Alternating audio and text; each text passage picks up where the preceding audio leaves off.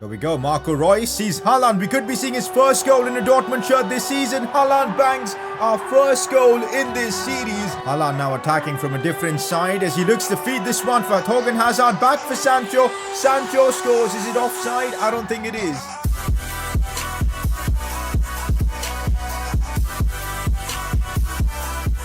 Here we are, guys, back again with another episode of the Borussia Dortmund Career Mode series. This is episode number 2. Now, we had a pretty tough start to this Dortmund series. A big reality check is we got absolutely slapped by Bayern Munich, humbled in the German Super Cup final. But of course, in the Bundesliga, our fortunes did turn around because we picked up a very important win to start off the season. And we also managed to complete a bit of transfer business, signing Youssef Attal for 30 million from, of course, Nice. So that was a good bit of business.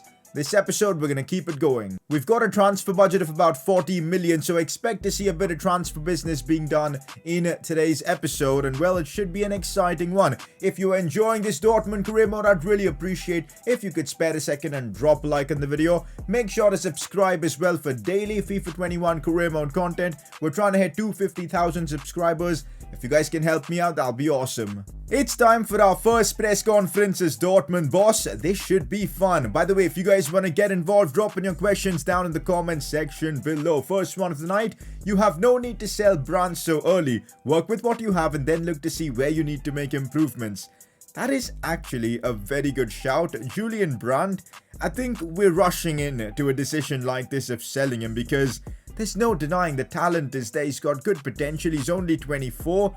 Maybe, guys, maybe we give him at least half a season to prove his worth. I think he can play out wide on the left side as well. No problems with that. Maybe we could move Royce to the left if we need to play Brandt at cam. You guys are telling me that he's insane in game. So you know what? We're going to remove him from the transfer list and give Julian Brandt a chance. We're listening to you guys for this one. Next up, has anyone noticed in S2G's career mode, Haaland is 89 rated, even though in FIFA he is 87 rated at the moment? Well, that's because I'm using the realism mod, and that has altered ratings for a lot of the players to make it more realistic. It depends whether you agree or not with them, but I love the complete package the realism mod gives career mode, so we're gonna have to stick with the ratings. It's not too bad, to be fair, because Haaland is, I think, worthy of being 89 rated with how good he is in real life. So it's because of the realism mod's different database. So yep, there's that. Next up, are you going to be changing the kits each season? Because it was cool and never seen someone do it before. Yep, that's become a thing now for the channel. Every career mode we do, every new season, we got to get some new kits to make it feel fresh. And that's going to continue with the Borussia Dortmund career mode. I've got a few kits in mind already, but if you guys have any suggestions and, you know, want to see your creations come into life, just send them to me, of course, through social media, and we'll figure something out. Last time in my Newcastle career mode, you guys made some amazing kits for me to use. Hopefully we'll see the same with Borussia Dortmund. So to answer a question, yep, every season we're going to be seeing new kits with Dortmund. With that, press conference wrapped up for the day. Anyone else feel really happy about Marco Reus stepping up and delivering for us in that last episode? He was superb, man. Even though Haaland scored a hat-trick, it was Marco Reus from cam running the strings with a couple of assists and a goal, and that's why he's your player of the episode. Let's hope our captain can step things up this season like he did in that previous episode. Last episode, there was so many discussions about why I would even think of selling Rafael Guerreiro. I pretty much explained my reasons. It's because him at left back, I'm not too convinced with. But you guys are telling me that I should maybe consider converting his position to a center mid and moving him in the midfield. That actually makes a hell of a lot of sense. He's a very good midfielder. If you look at his stats, the dribbling, the passing. In fact, guys, Rafael Guerreiro might be just an unbelievable midfielder to partner Emre Can. Or maybe Axel Witsel, depends on the situation. You know what, guys? I think we should give that a go. Maybe that means we'll need to sacrifice someone like Thomas Delaney and sell him. But since he's 28, I'm not too worried about letting that happen. And then, of course, we can sign a left back to improve the team. That seems like a fantastic idea. The attack, I don't think I'm going to be changing in this window, so it's only about that left back spot. Let's figure out if we can even change Guerreiro's position. Okay, this is going to be where things get decided, because you guys know how position changing works in career mode. Sometimes it just messes up and doesn't allow you to change players to the right position, but it seems like 30 weeks is very doable for us to change Rafael Guerreiro to a centre mid. I think we can definitely work with that. And let's do it, guys. Let's make Guerrero a center mid. And that way, we're going to remove him from the transfer list. And he's going to be a part of the team. It's a simple suggestion. You guys getting involved with the decisions, that's the play. And now we're probably going to try and sell Thomas Delaney. I know he's a good player, guys, but we need some funds to improve the team. And he's surplus if Guerrero becomes a midfielder for us. So I've been doing a bit of scouting for that left back position. We absolutely need to sign a left back if we're moving Guerrero to midfield. So now we've got options, yeah. Jose Gaya would be just perfect for this team, but way too expensive, guys. It's going to cost us upwards of 50 million now. With offers not coming quickly, I'm not sure if we'll be able to generate the extra cash we need. So Gaya may be like off the books. Saka was another great option, guys, especially with his potential, but again, too expensive. Plus, similar problem to Guerrero, he comes as a left midfielder, and to change him to a left back is going to be problematic. Firpo again would be a really good pickup.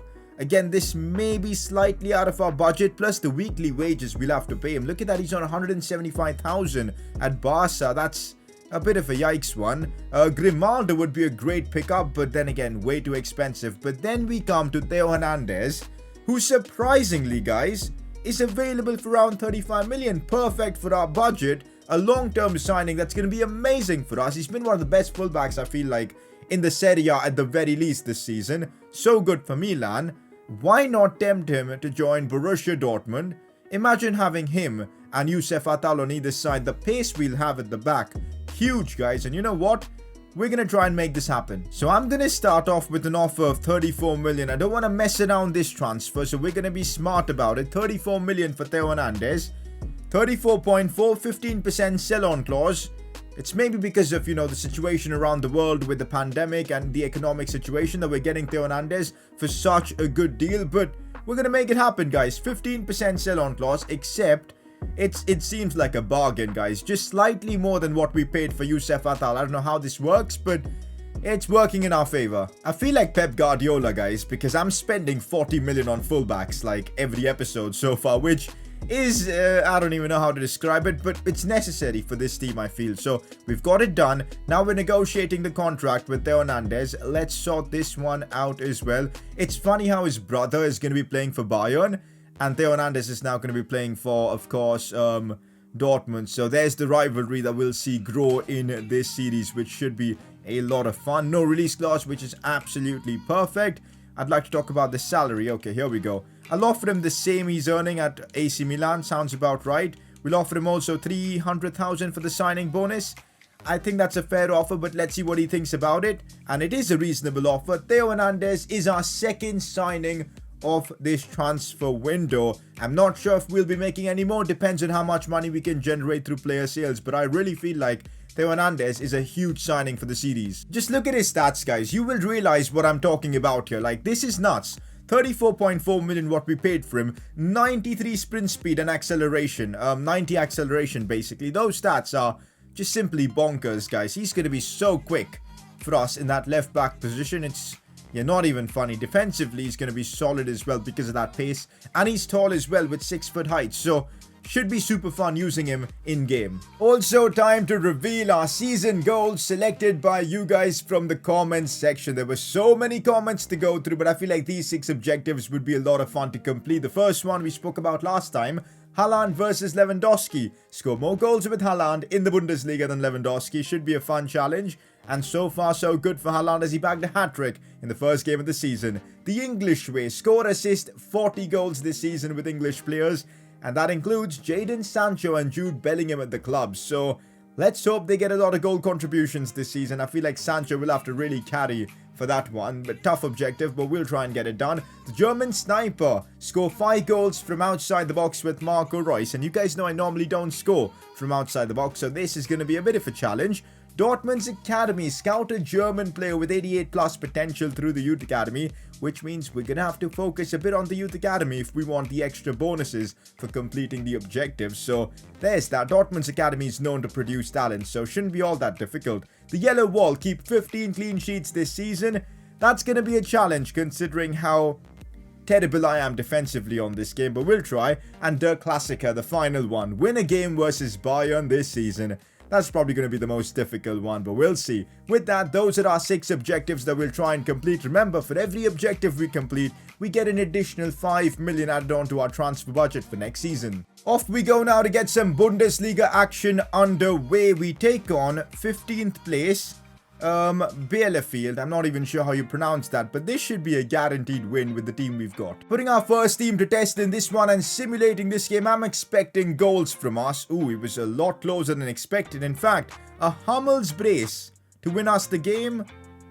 Okay, I'll take the win though. Now we're starting to get some offers for players I'm looking to sell. Piszczek, I think I want to keep for squad depth purposes. Nico Schultz as well, he's going to be good backup for Theo Hernandez, so we'll reject the offer. Thomas Delaney, a couple of offers for him. How much can I maybe get for him? Upwards of 25 mil. We'll definitely negotiate with PSG because we know they're cash rich, you know, with the Qatar investments and all. There's Pochettino. Let's counter with 25. You're willing to pay me 25? You can absolutely have Thomas Delaney. Let's see. 21.6. They're putting a sell-on clause in there, so there's that. We'll make it to 24. I think let's make it 24 mil for, of course, Thomas Delaney and just see what they're willing to pay. 21 is their final offer. You know what? I don't want to mess things up. I just want to get rid of Thomas Delaney, so we're going to accept the offer. Juventus, we'll try and get the same amount for the Juve deal as well. 21.6 million. If Pirlo accepts that, well and good. Let's see, 21.6 million. Accept this, and then it's his decision where he wants to go. They're not willing to let this go through. You know what? I'll let Delaney choose. I'm accepting the offer. Delaney, just decide what's 1 million going to be worth for us right in this series. So let's just let Delaney make the decision. It's time for a couple of debutants for us. Theo Hernandez and Youssef Attal. It's going to be our first game we play with them, and I'm absolutely excited for this one. We take on Stuttgart at home at Signal Iduna Park. We've won our first 2 games in the Bundesliga. Let's keep that going. Looking at our team, a few changes. Rafael Guerrero, we're trying him out in midfield to see how that works. Royce, Haaland, Sancho, all of them starting. Theo Hernandez and Attal, as I said, making their debut. Let's get this underway. Honestly, guys, for some reason, I feel like the Dortmund alternate kit looks actually better. And can anyone tell me in the comment section, why do Dortmund have different sponsors for the alternate and away and home kit? I don't get it. They've got 4 kits this season. Makes no sense. We'll use this one just for the sake of it, guys. Why the hell not? Oh, already a chance for Stuttgart. This is not the start we were looking for. Berkey with a big save. Sancho helping clear things up. Stuttgart looked to be in the mood tonight, I guess, because they've created the first opportunity of the game. Interesting. Pass for Haaland. Stuttgart haven't taken their chance, and now Haaland is running at them. Still Haaland brings it inside. So good from Haaland. Goes for goal. Forces a big save from the opposing keeper. When Haaland's running at you like that, there's hardly anything you can do. But this time, the keeper makes a good stop. Hernandez looks for Emre Can. Now it's Jadon Sancho out wide. Anybody in the box? Of course, Haaland is in the box. Cross for him. Haaland with the header. He's just too overpowered. Erling Haaland's header puts us into the lead against Stuttgart. Sancho with an assist helps us with the objective. You guys are going to see him meditate a lot in this series, guys, because he's just so good in every facet of his game. Look at the cross coming in from Sancho. To be fair, Haaland didn't really have to do all that much because the cross was so good. The keeper was out of position. Haaland with a phenomenal leap, and it's 1-0 Dortmund. I'm telling you, I think we're going to see all sorts of records broken with Haaland because he's just a goal machine. Back in for Royce. Maybe a chance to score from outside the box with Marco Reus, and that's a big save from the keeper. I'm trying to get that goal from outside the box, but keeper with a big save. We know Royce has got insane long shots, so expect to see him crack a few bangers in this series. No doubt about it. Could be something here for Stuttgart. We're only 1-0 up, so we've got to really be careful with what we do. Chance for Stuttgart. That's a superb turn there. And Didavi looks inside. That's a back pass brilliantly done for Didavi. Has to score that and does. Superb football from Stuttgart, can't complain. The pass back to Didavi was so good. The finish is well near post. Berkey couldn't stop it. And Stuttgart are back in it. It's game on. So much open space. We can definitely capitalize. Sancho, early cross for Haaland. If he can attack it, he almost did. But Stuttgart get it away, and that's half time. Not happy with the performance. I mean, to be fair, we're doing well, but Stuttgart have had a couple of chances here and there. Defensively, we seem to be still a bit of a mess. Anyway, second half, let's see what we can do. I want 3 points from this one. Oh, chance here for Stuttgart, and Sancho tracking back. Tell you what, guys, Sancho has been immense at just even tracking back in this game. I've seen him, like, do more defensive stuff than actually be on the offense, which is a bit of a weird one, but here we go as we speak about him. He's now bringing the ball forward. That's a brilliant pass for Erling Haaland. Has to score. Haaland does not miss. Sancho won the ball back defensively for us. Brought it forward. A sublime through ball for Haaland. And well, there you go. Erling Haaland with yet another goal. You play through passes to Haaland. He will get in behind. He will hold off defenders. And he will finish them in the back of the net. I mean, look at that for a finish. It's classic Haaland. It's crazy just how efficient he is. He's literally like a robot in front of goal.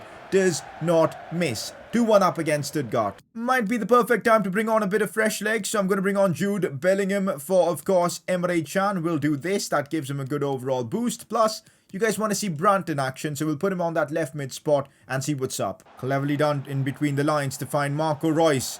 Sliding this one for Haaland, and now Haaland's just going to run through. He's just way too quick, guys. Erling Haaland scores off the post. I was ready to celebrate that, guys, but the post denies Haaland. I kind of took a touch away from goal, just a slight bit, and that I think messed things up for me.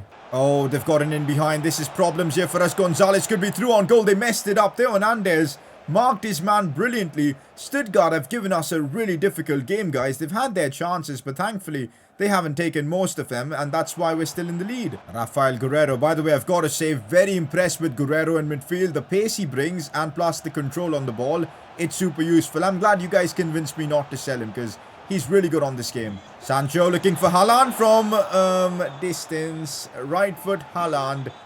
Maybe not. Rafael Guerreiro, one last attack. Maybe a Julian. Brandt getting involved now. Still Brandt here. Could bring it inside. I don't know what's he trying to do, but it's worked somehow. Find space to shoot. Not really. Didn't really work, but I think with that it's full time. We've managed to get the win against Stuttgart, but we had to work hard for this. It wasn't an easy game like it was in the last episode against Gladbach. 2-1. 3 points is all that matters, though. We're on transfer deadline day, and looks like we've got a bit of transfer business done, and that's Thomas Delaney's deal to PSG is complete. He's been sold. We'll be getting about 21.6 million added onto our transfer budget, and we're looking at about 20 million for maybe the January transfer window, because I think I've decided I don't really want to make any more signings for now. I'm really happy with our setup. We do this, and we're looking at a very, very good and competitive team. Yeah, in future seasons, we'll need to replace Berkey Hummels, but for now, I think we've got our team sorted, guys. I really think we've got a complete squad with a lot of depth in a lot of departments, so I'm ready for this season. I absolutely am. That's how we're going to rock things. And let's hope we can be successful until we get to January, and then we can try and further improve the team. Okay, on transfer deadline day, a big offer is coming for Hummels, 43.2 million.